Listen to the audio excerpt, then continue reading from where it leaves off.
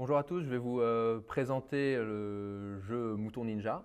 C'est un jeu dans lequel vous allez prendre la tête d'une équipe de moutons ninja d'élite et participer au tournoi annuel des 4 royaumes pour départager quel est le meilleur royaume mouton ninja.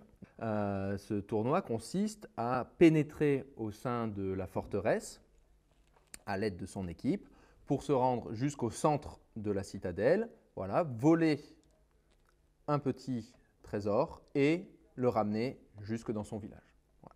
Le premier joueur qui parvient à voler 3 points trésor gagne et remporte la partie. Simplement, cette citadelle est un peu particulière puisque le niveau intermédiaire bouge, voilà, comme vous pouvez le voir, en fonction d'un jeté de dés. Et du coup, va ouvrir des passages, comme ici par exemple, et en fermer d'un autre côté. Voilà, donc cette citadelle est toujours mouvante. Pour nous aider à récupérer ces trésors, les joueurs possèdent également des cartes équipements, voilà, celles-ci, qui vont leur donner des pouvoirs particuliers. Donc, comment se déroule une partie de Mouton Ninja? Les joueurs commencent avec 6 cartes en main, 2 de chaque type, et vont commencer par équiper leur ninja. Donc chaque joueur possède un plateau de jeu qui est construit de la manière suivante. Il y a 3 emplacements, donc armement, armure et chausse, et un 4e emplacement bonus, besace. Et vous voyez que chaque carte équipement correspond à un emplacement particulier, sachant que l'emplacement besace peut recevoir n'importe quel type de carte équipement. Enfin, il y a un dernier emplacement, l'emplacement trésor, qui va permettre de déposer les trésors qu'on aura récupérés dans la citadelle. Le joueur commence par choisir les équipements qu'il souhaite utiliser et qu'il va placer sur son plateau joueur. Une fois qu'il s'est équipé, il va jeter les dés et commencer par l'action du dé blanc, le dé de rotation. Si le dé tombe sur un chiffre romain, il va décaler le plateau central d'autant de cases en fonction d'un jeton qui lui donne le sens de rotation et qui donne également le sens de tour de jeu. Si le dé tombe sur l'insigne changement de sens, on retourne le jeton et ensuite le plateau central tournera dans l'autre sens et le tour des joueurs est modifié également. Enfin, ce dernier dé peut tomber sur le symbole alarme. Dans ce cas-là, le joueur va devoir piocher une carte, alarme, qui aura des impacts sur tous les joueurs. Ça peut être le déclenchement des trappes. Vous avez remarqué que certaines cases du plateau sont équipées de trappes. Donc si un joueur s'y trouve au moment où la trappe est déclenchée, son pion est évacué de la citadelle et revient à la case départ.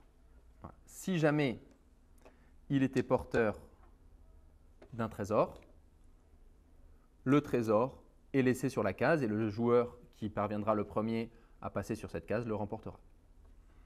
Il y a également des jetons, des alarmes lanternes, pardon. Donc on va placer ces jetons lanternes sur les cases grisées. Les cases grisées sont les cases cachettes sur lesquelles les joueurs vont pouvoir se dissimuler pour éviter d'être attaqués ou de se faire voler leurs cartes ou leurs trésors par les autres joueurs. Le jeton lanterne vient annuler le pouvoir de cette case et la rend comme une case normale. On peut enfin trouver des alarmes barrières, qui sont ces jetons-ci, et qui vont ralentir les joueurs dans leur progression en créant des barrières et en les empêchant de rentrer chez eux.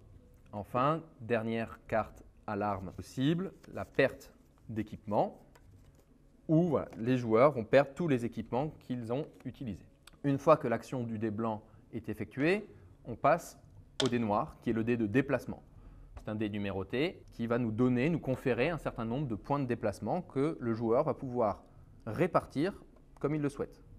Ou bien décider d'un seul jeton à envoyer en avant, ou bien répartir sur ces 4 jetons de manière complètement indifférente.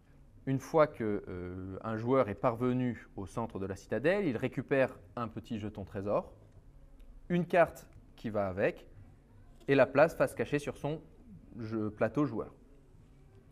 Il va devoir à présent rentrer jusque dans son village pour pouvoir récupérer, retourner la carte trésor et gagner les points qui y sont indiqués. Sachant que la valeur des cartes trésor va de 0 points à 3 points. Et le joueur ne peut découvrir la valeur de sa carte qu'au moment où il parvient à rentrer dans son village. À tout moment, il peut venir se faire voler ce trésor-là par un autre joueur qui récupère la carte et la place, sans la regarder toujours, sur son plateau ninja. Il y a d'autres cartes qui permettent également de voler des cartes sur les plateaux joueurs des adversaires, qui permettent également de leur donner des malus au niveau de leur déplacement, qui permettent d'échanger ces cartes de main, ou même de passer d'un niveau à un autre sans utiliser les portes. Une fois qu'un joueur est parvenu à retourner 3 points trésor, il remporte la partie. Vous connaissez tout de ce jeu Mouton Ninja, qui est un jeu à la fois d'infiltration et de vol, tout en restant un jeu de plateau, un peu particulier puisque c'est un plateau mouvant, et aussi un jeu de crase dans lequel on devra alterner entre des stratégies de vol, donc des stratégies interactives avec les autres joueurs, ou bien des stratégies plus solitaires, et calculer les meilleurs moyens d'arriver jusqu'au centre de la citadelle, de voler un trésor et d'en repartir.